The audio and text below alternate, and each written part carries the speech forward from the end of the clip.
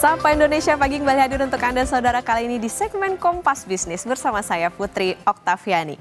17 Agustus 2024 tepat hari ulang tahun kemerdekaan Indonesia ke-79. Beli BBM subsidi tak bisa suka-suka. Menko Maritim dan Investasi Luhut Binsar Panjaitan bilang pembelian BBM subsidi akan dibatasi. Nah, subsidi selama ini dianggap masih belum tepat sasaran sehingga anggaran negara tidak efisien. Kita dengarkan pernyataan Menko Luhut berikut ini. Nah, ini sekarang lagi diproses dikerjakan oleh Pertamina.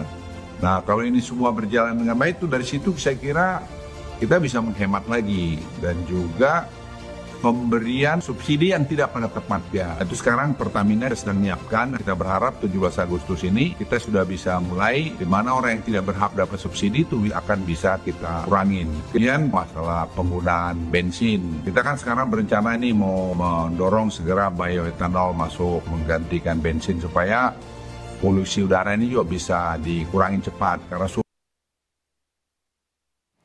Kementerian Keuangan, Saudara, membaca selama semester pertama tahun 2024, harga minyak dunia fluktuatif dan cenderung meningkat.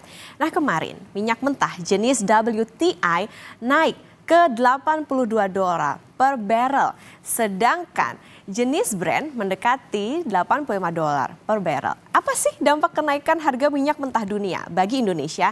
Nah, dari sisi fiskal saudara, setiap kenaikan minyak $1 per barrel, maka pendapatan negara naik 3,3 triliun rupiah. Nah, sebaliknya ya, bagi Indonesia yang masih impor, kenaikan harga minyak $1 per barrel juga berarti belanja negara atau belanja beban negara itu naiknya sampai 9,2 triliun rupiah. Dalam rapat kerja bersama Badan Anggaran, Menteri Keuangan Sri Mulyani memperkirakan realisasi subsidi energi membengkak tahun ini berdasarkan parameter perubahan mulai dari harga minyak dunia, lifting minyak, dan nilai tukar rupiah terhadap dolar Amerika Serikat. Dalam hal ini diperkirakan akan mengalami kenaikan dengan beberapa parameter perubahan yang tadi telah disampaikan, harga minyak maupun dari sisi lifting dan juga dari sisi nilai tukar. Namun sampai hari ini masyarakat masih menikmati harga subsidi yang relatif stabil meskipun terjadi perubahan parameter. Ini menyebabkan APBN memang yang harus mengemban bebannya. Nah, jadi gimana sih realisasi BBM subsidi sampai semester 1 tahun 2024? Kita buka datanya ini dia saudara secara nominal ya. Realisasi subsidi BBM Juni 2024. Nah, ini nilainya adalah 8,7 triliun rupiah.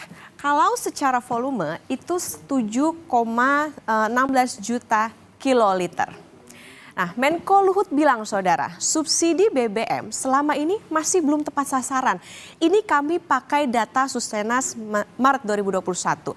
95% solar subsidi dinikmati oleh keluarga mampu. Nah, sedangkan sisanya yaitu cuma 5% baru dinikmati oleh desil terbawah seperti petani dan juga nelayan. Demikian juga dengan Pertalite. 80% loh, ini dinikmati oleh keluarga mampu, sedangkan hanya 20%-nya yang dinikmati oleh 4 desil terbawah. Menteri BUMN Erick Thohir bilang pemerintah berkomitmen mengurangi impor BBM dan mengutamakan penyaluran subsidi tepat sasaran. Pemerintah juga mendorong penggunaan mobil listrik serta penggunaan bioetanol. Pembatasan tidak ada, kan jumlah penduduk Indonesia makin banyak gitu. Tetapi kan segi keekonomian masing-masing penduduk Indonesia berbeda-beda gitu. Jadi tepat sasaran yang lebih diutamakan. Tapi memang kita kan memang berprinsip bahwa yang namanya import BBM ini harus dikurangi ke depan. Kita harus swasembada energi. Nah, salah satunya pemerintah mendorong penggunaan mobil listrik. Tetapi di situ tidak cukup, makanya didorong juga penggunaan ke depan bioetanol. Itu tadi kata Erick Thohir. Tapi kalau Menteri Koordinator Bidang Perekonomian Erlangga Hartarto bilang pemerintah masih membahas wacana pembatasan pembelian BBM bersubsidi termasuk konsekuensi fiskalnya. kita akan rapatkan lagi. Itu menunggu revisi Perpres 41 ya Pak? Ya, Jadi akan pembatasan sendiri bagaimana ACC mobil? belum. Pak, campuran yang 5% itu kapan Pak?